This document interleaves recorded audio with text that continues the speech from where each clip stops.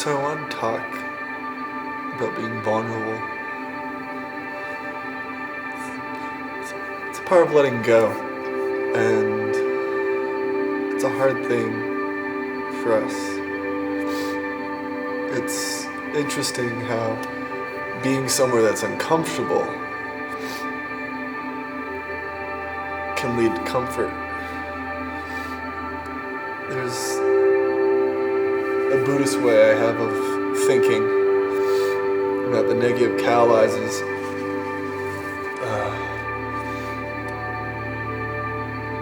yourself, creates positive change. I go to this thing called dance church once a week, and this week I went twice in a row in 2 sessions. I was supposed to volunteer the first session. There was a mix-up, and it worked out that they needed to volunteer for the second session.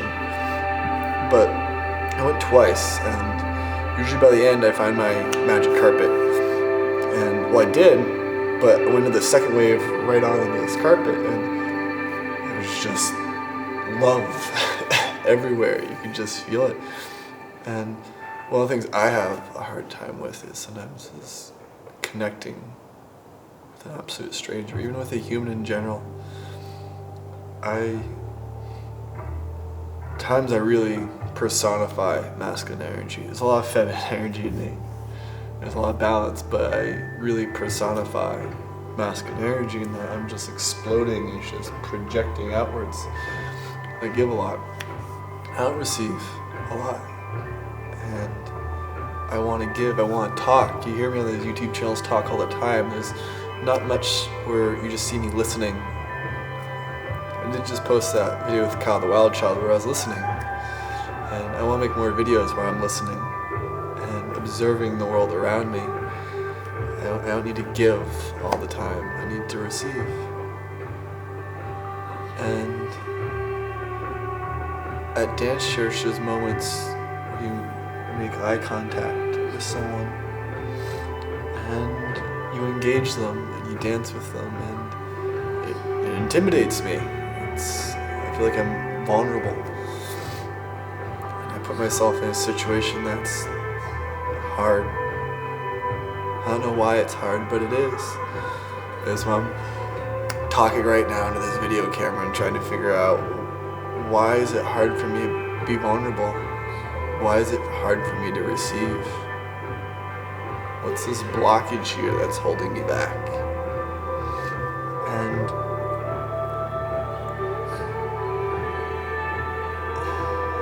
maybe it's something to do with my past and how things have been given to me. And past seems to be a big thing. It's interesting when other people come into your life and catalyze you and create this explosion within yourself. And sometimes I've been feeling like I'm the one seeding all these little moments within people and helping them open up, free their mind, let go of these thought constructs, and really feel what the essence of love is. But am I even feeling the essence of love? Do I really even understand it? What's really at the core of this connection? What is this connection? What's it made out of? How do we really relate to each other? It's in the word relationship. What is that? Is it compassion? Is it divine love? Is it eros? What? It's something I've been asking. And I feel like sometimes I'm wearing a mask with my lovers and my friends and my family, and that I feel like I'm projecting a lot of love, but am I receiving it? Do I really feel it here? And if I don't, is it real? For it to be real, does it need to go both ways? I need to give and I need to receive. It's something I've been wondering, and maybe it's been torturing me a little and throwing me for a loop. I don't know where it's taking me. It's taking me down a long emotional road. It's hard, it's intense, it's discombobulating, it's uncomfortable.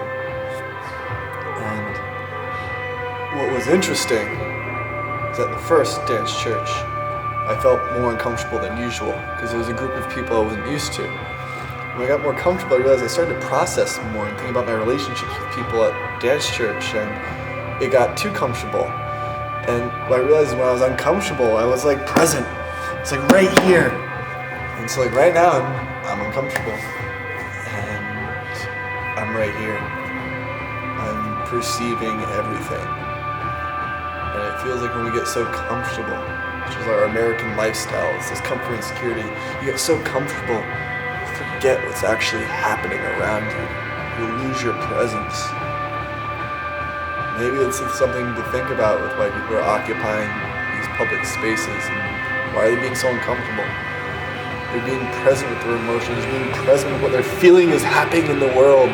They're experiencing it. They're here. They're right here. And compassion is just like permeating everything. It's just seeping in and out and melding our minds and our hearts together, and it's all new. It's all really intense. Every day I seem to be learning something new. It's just the experiences are just compounding, and it makes me think of my past and my greater past. Because what happens when you be an individual and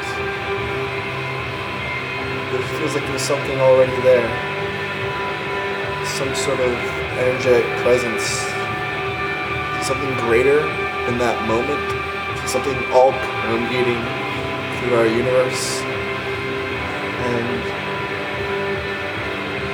all those people are just reflections of me, reflections of the one, the everything, all just different perspectives of the same true thing. And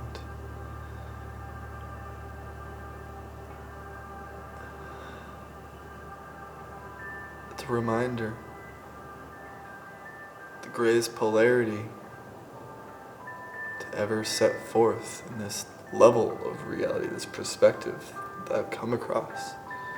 It's remembering and forgetting. The process of forgetting is forgetting something out of it. And I think I'm getting it, and it's intense, and it's ripping parts of me open that I could never possibly perceive before. You're definitely shifting your perspective. It always makes you think of the 90-degree angle. It's just like, oh, well, that's over there. I had no clue. And it's really interesting how one little thing, can make you remember so much and connect you with so much. And music especially. Sigur Rós has been huge on my life and helped me feel something divine, matter of fact. And there was a moment today, a very unexpected moment, where I felt like I need to be there for someone, and they really need my presence. And I was in the position of giving. I was a giver in that moment, and it felt great.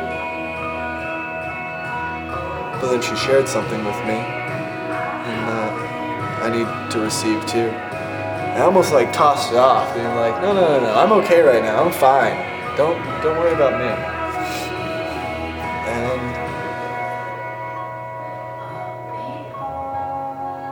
she handed me this CD, and after she left, I went to play it, and this song came on. Not Sigur Rós, but like Sigur Rós. That's why I'm playing it right now. It does the same thing to me mentally. The energy just starts building and building in it, and you feel this energy rising in yourself, and it's just ready to explode out of you in all directions. And it's so powerful. It's so unbelievably powerful. And it made me think of, it's like a moment in Equilibrium, if you ever seen that movie, and where he's like hearing music for like the first time. He's holding this snow globe and he drops it and it just shatters. And he's experiencing something for the first time. That's what I felt today as I dropped that snow globe and it shattered into a million pieces. My life, which seemed like order, all of a sudden went into chaos everywhere. And I didn't know what to think. I could only feel. It was powerful. It was really powerful. And it was an act of remembering. A really powerful act of remembering and feeling connection.